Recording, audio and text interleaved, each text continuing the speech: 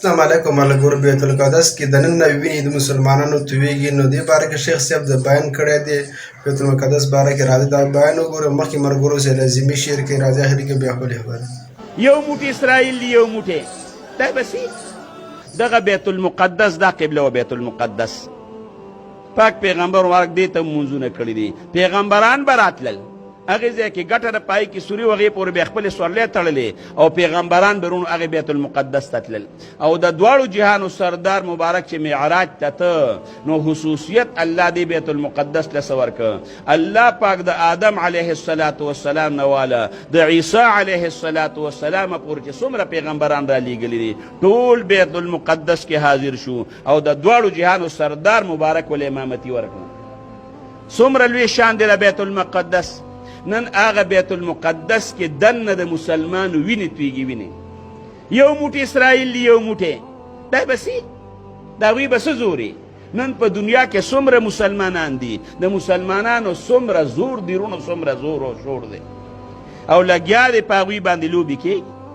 په افغانستان کې په مسلمان سر ماتېږي فلسطین کې په مسلمان سر ماتېږي بل ځای کې په مسلمان باندې سر ماتېږي تا آخر سوچ وکړه دی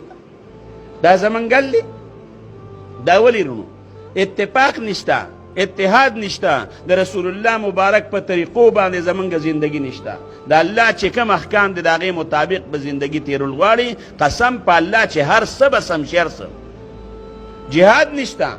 د جهاد حدیث هغه په منبر باندې موږ نه وایو ډېر کم کره ته به یو ملا د جهاد حدیث بیان کړي پوه شوې که نه او هغه د جهاد چې کوم حدیث دي زه یې ځان له استعمالوم او ته ځان له استعمالوې د جهاد حدیث دي هر سړی یې ځان له استعمالوي جهاد د فضایل نه موږ څوک خبر نه قسم په الله چې جهاد شروع شو 22 لاک مربع میل علاقه عمر فاروق رضی الله عنه چې فتح کړې ده مینت یې چاته نه دی کړی تورې ته یې ګوتې کړي دي تورې ته خلافت عثمانیه ته وګوره که نه دا دین چې د دنیا دی ګوټ ګوټ ته رسېدلی دی دا مینتونه یې کړي دي چاته څه دا په مینت باندې شوي دي چې زم به سوال به کوم مینت به کوم نه تورې ته به ګوتې کول غواړي هله به سمیږي خو رونو څه به وکړو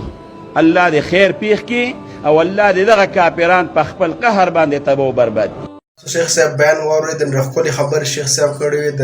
بیت المقدس کې دننه د مسلمانانو وینې تویږي نو موږ ته پکار موږ ټول راپاڅو نو دې دپاره د فلسطین دپاره مسلمانان نو د شیخ صاحب د ښکلې خبرې کړې وې د چا ویډیو خوښ شي مخکې ملګرو سره لازمي شیر کړئ د ویډیو کتلو ډېره مهرباني زما د ویډیو ګورئ یوټیوب چینل سبسکرایب کړئ فیسبوک پیج باندې ویډیو ګورئ فیسبوک پیج فالو کړئ او د ویډیو کتلو ډېره مهرباني والسلام